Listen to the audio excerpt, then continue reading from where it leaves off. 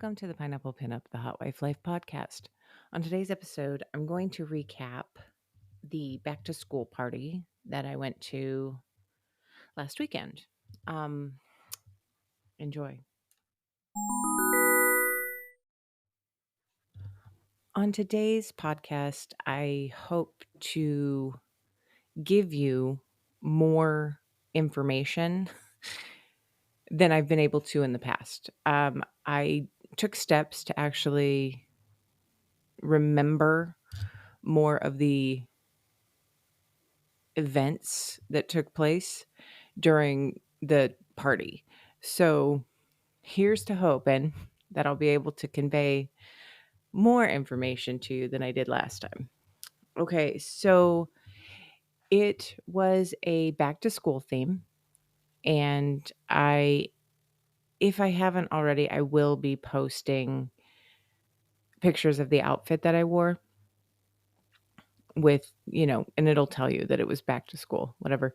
Um, I really, really enjoy that piece of the puzzle. I enjoy, this is going to come as a shock to all of you, but I have a theater background. So the costume is actually kind of really important to me. The physical embodiment of the event through wardrobe really helps get me in the mindset of what it is that I'm supposed to be doing. I love a theme, love, love, love a theme. Um, and I don't really know how devoted the hosts are to the theme. I know they try to give you one, but I don't know that if you showed up in baggy sweatpants, they'd care. So for me, I don't know if it's about anybody else other than myself when I put on the clothes that I put on to go to these things. Especially considering that I'm really only wearing them for a very short amount of time before I strip them off, and then by the time I leave, I'm putting on the baggy sweatpants that I promised. So there are layers to it. So this time I wore, because it was back to school theme, I wore saddle shoes and I wore a black skirt with a button down white blouse and a red cardigan with my hair in pigtails. It was adorable. And of course, I wore my glasses because there's no sexier look than a debauched librarian, in my estimation. I love that. So it started as every party does with a prolonged period of meet and greet. And it happened to be the host's birthday party as well. So there was one particular gentleman who was wandering around giving the host like a cape and a sash and a belt and all this stuff that was just basically to show that he was the birthday king. So it ended up going okay. Um that part of it was not really super announced in front of the party, but it doesn't matter. Six of one, half dozen of the other, actually, at this point. So he went to great lengths to put on this party, and there were a lot of people there. And they had the usual pizza, and someone made a cake for his birthday, put candles on it. Then we couldn't find a lighter because most of the world is smoking vapes now. Um, it's been, but it was a long time of just milling about, recognizing who was there, yada, yada, yada. So we went to the hotel, and it was not the normal people that I usually party with, but it was also some familiar faces and some new faces. One of the new faces actually approached me and wanted to play with me right from the beginning. So as soon as the um, announcements were read, the rules were gone over, we were released. And of course, that means time to strip down. So I stripped down, and this gentleman invited me to the bed. I, of course, rearranged the blankets and the pillows and got a towel because I don't want to make a mess that somebody else is going to have to pay for. So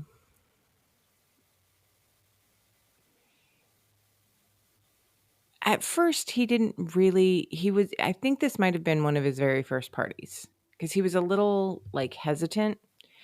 And I was just like, how do you want me? Face up, face down. What are we doing? So he wanted to do doggy at the side of the bed. And that was fine by me. Um, However, I was one of very few girls who actually start the party playing. Um, Most of the time, there may be two of us, but there are a lot more guys than two. So it ends up being quite a crowd around each one of us as we work through the night. Um, so we're going to call him Carl, was trying to get in doggy style and decided that he wanted to warm me up first. So he went down, face down, ass up, his face in my pussy. So there we go. Somewhere along the way, I got scraped by him. Um, that's going to come into play in just a minute. But anyway, so he rolls me over okay, so I'm face down. He's behind me. He's finished warming me up.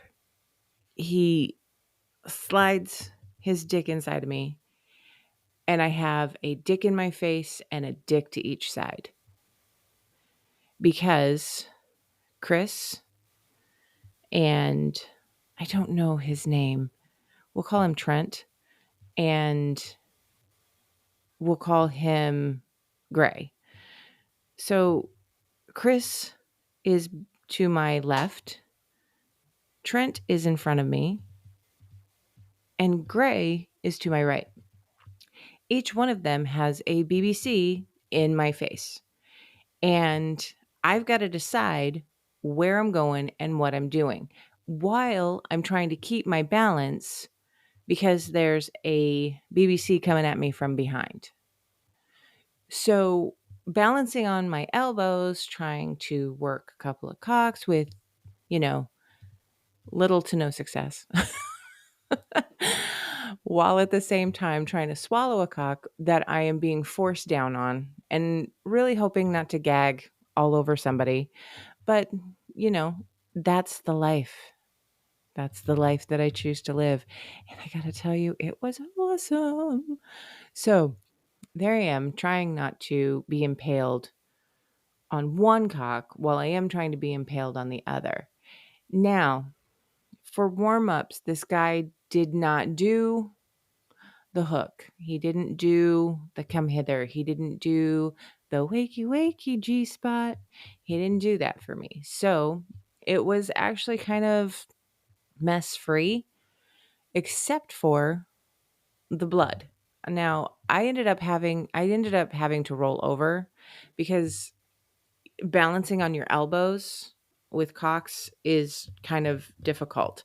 So after he was done fucking me, I was like, no, I gotta go. I gotta roll over. So at that point, OG came in. OG came in and started fucking me.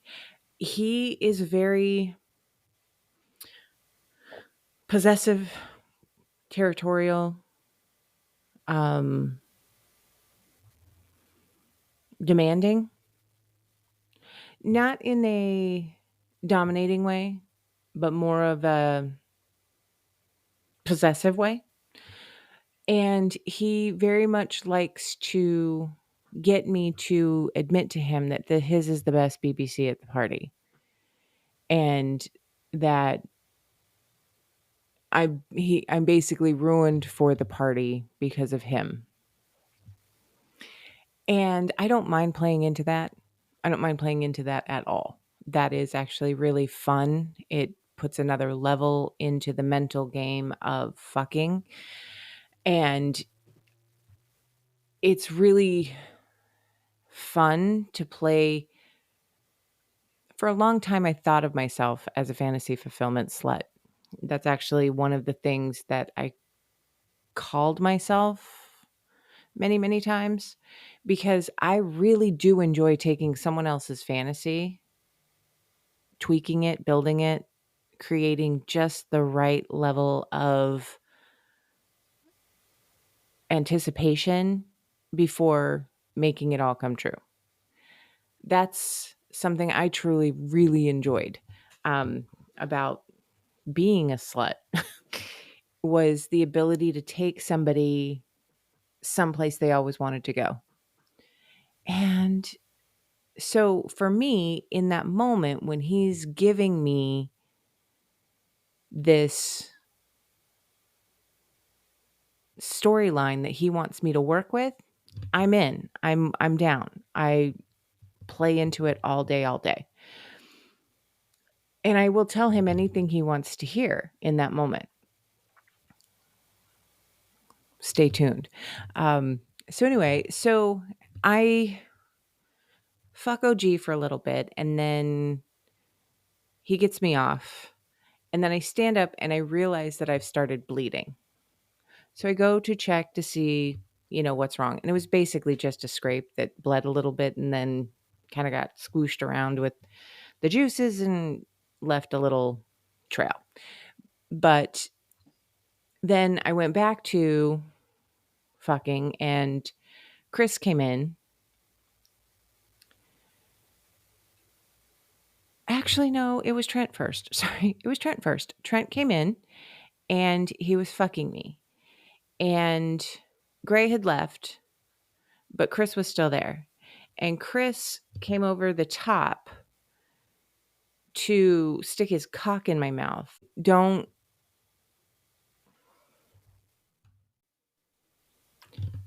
Now, Trent is very, very good at what he's doing. And Trent is doing the thing. There's a certain speed that when you hit my G spot with that speed is going to make me elevate quickly. So he's doing that thing, but but every once in a while he'll do a falter or he'll pause and bring me back down. So to help him out, I moved my hand down until it was aggressively caressing my clit. I wanted to come and I didn't feel like I was getting there fast enough with the tool bag that Trent was bringing to get the job done. So, while it might have eventually happened, I really wanted to come. So, greedy girl that I am, I reached down and I got myself over the top. Now, the problem is that it gets my my forearm gets really, really, really tight if I'm working it too much. So sometimes in the middle of being that close, I will actually cramp my forearm. So I'm working very hard to get to the place that I want to get to. I push through the cramp and I'm like, I don't give a fuck. We're going to come. So I got myself all the way there with the help of Trent, and it was glorious. And then, let me see. And then Chris moved around and he started to take ownership of the pussy. And Chris is very, very talented with his dick. He is a jackrabbit, a determined little jackrabbit, and he pounds that pussy, and it is so good that I came a couple of times for him. And then let me see. At that point, OG had wandered over and started putting his dick in my mouth. Now, I got to admit it, OG's a little bit correct. He has a massive dick. Not super long, but extra girthy. So girthy that I couldn't get more than just the head of his dick in my mouth comfortably. So I'm being rocketed back and forth while trying to suck more than a mouthful over here. And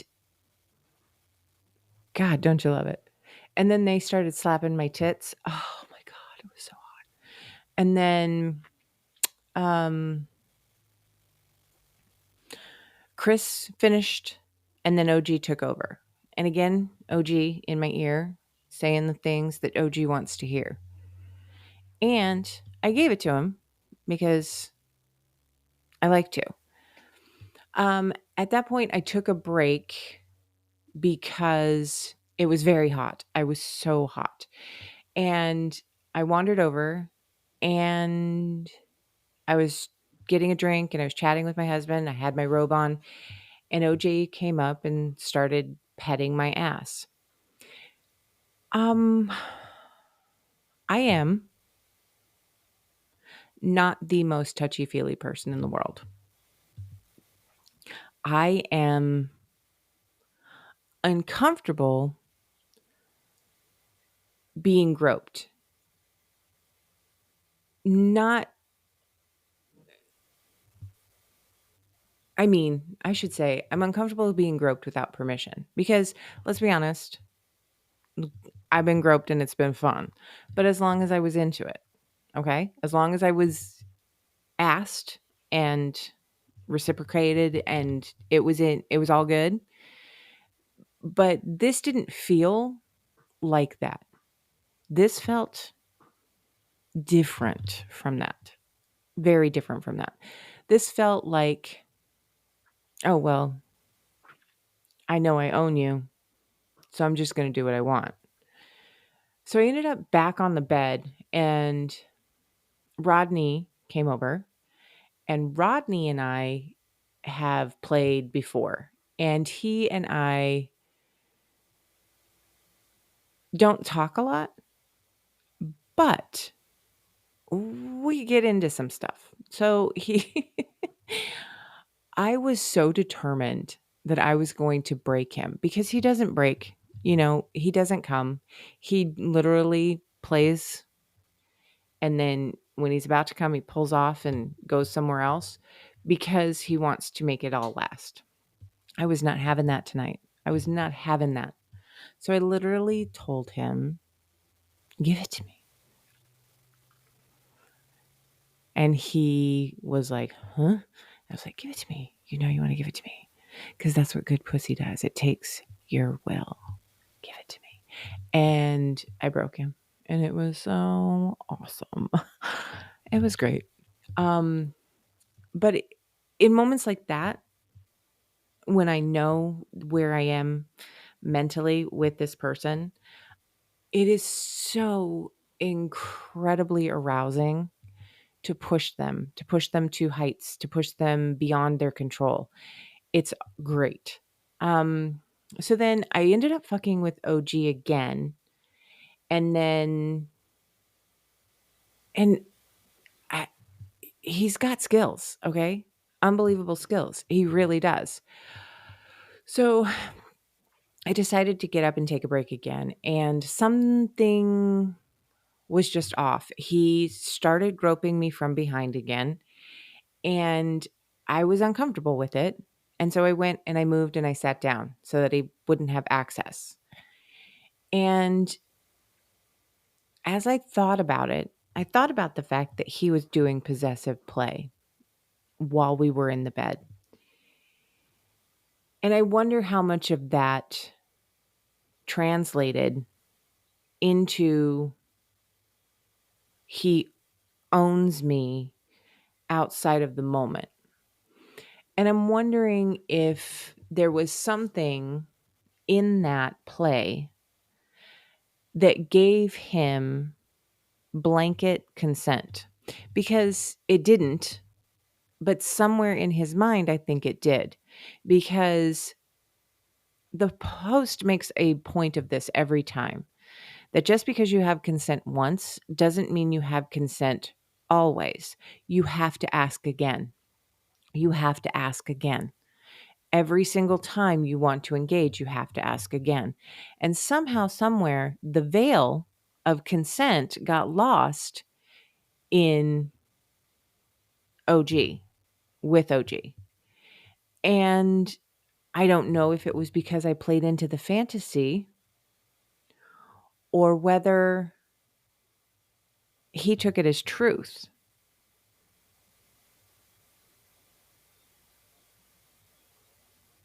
But of course, I'll never know unless I ask him. So here we go.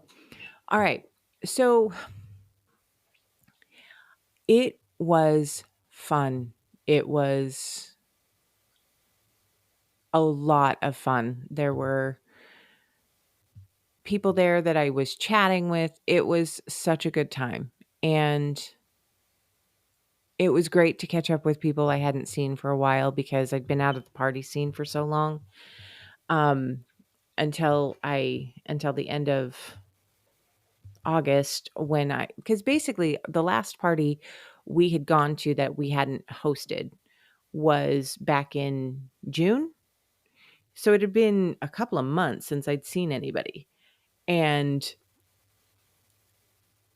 it was so much fun just catching up with people and sitting down and talking and fucking and sucking dicks left and right. And for the last couple of parties, it's been a lot of dicks surrounding me, very bukkake style without all the cum. Um, Very slut in a box kind of thing. And gotta love that, right? So hot. Anyway, so that's kind of the recap of the party. That's how everything went down. The groping actually, I think, was the thing that pushed me over the edge and made me decide that it was probably time to go home. Um, I left a lot earlier than I wanted to, but that's sometimes what happens. It's just the vibe goes off and you've got to head home. So it was a good time though. I had a great time. I really, really enjoyed it. And I'm looking forward to the next one for sure. So my friend asked me a question about involving my husband. Um, do I ever involve him? Yes and no. It really, really does depend on the positioning. Because sometimes there's people between us. Um, but I do like to look at my husband and see that he is fully engaged in what it is that I'm doing, fully immersed in the show, fully immersed in the activity. And sometimes when it's he and I and just a bull, he will make comments, he will say things, he will give me instructions. And sometimes he actually does that at parties too, which is hot and I kind of like it. Actually, I really like it. But engaging my husband in the play is part of it, but also I leave that to him. I don't ever try to humiliate him. That is an important thing in my relationship. And I don't even know if I don't know how he feels about humiliation, but I don't care. I don't care how he feels about humiliation because I don't like that. Um, and that's me drawing a boundary because there is no such thing. There's no such thing as someone better for me than my husband. So whether or not this guy has a good dick or whether or not this guy is fucking me well does not have any relation to my husband and my relationship. Okay. My husband, I don't need to layer the excitement because the excitement is already very, very high. And if humiliation is something that he wants, I don't really think I can give it to him because my relationship outside of that bedroom, outside of that scenario, outside of that party is much more important to me than anything that's going on. So I don't choose to humiliate him because I would have to, I would feel guilty about it and it would move into realms that this doesn't belong in. And I would know what it is that I had quote unquote done, whether we were in that room or not. So for me, humiliation play is just not on in the cards. It's not on the table. It's not something that I want. And I'm glad that he's okay with it. I'm glad that he doesn't need that aspect of it, at least as far as our play has gone so far. If he does need it, he hasn't told me he needs it. So that's another thing. But all in all, I love our dynamic. I love how we are together. I love that when he is in that room and he is participating, and by participating, I mean giving directions like a director, giving, telling me things that I need to say, telling me things that that guy needs to hear from me. And it's hot. It's really hot. And sometimes he'll play with my feet. Yum. So, as far as my husband participating, it depends on the level of activity going on as to how much involvement he will have.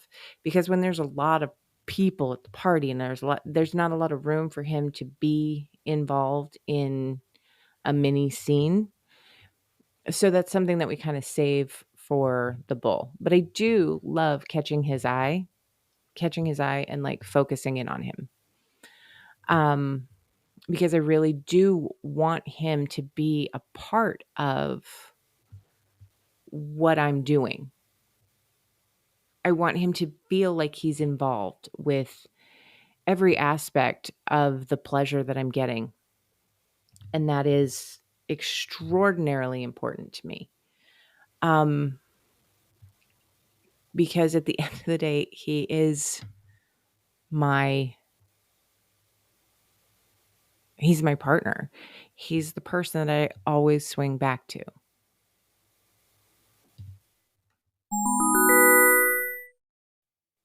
Thank you so much for listening. Follow me on my socials, reach out to me, pineapplepinupod@gmail.com.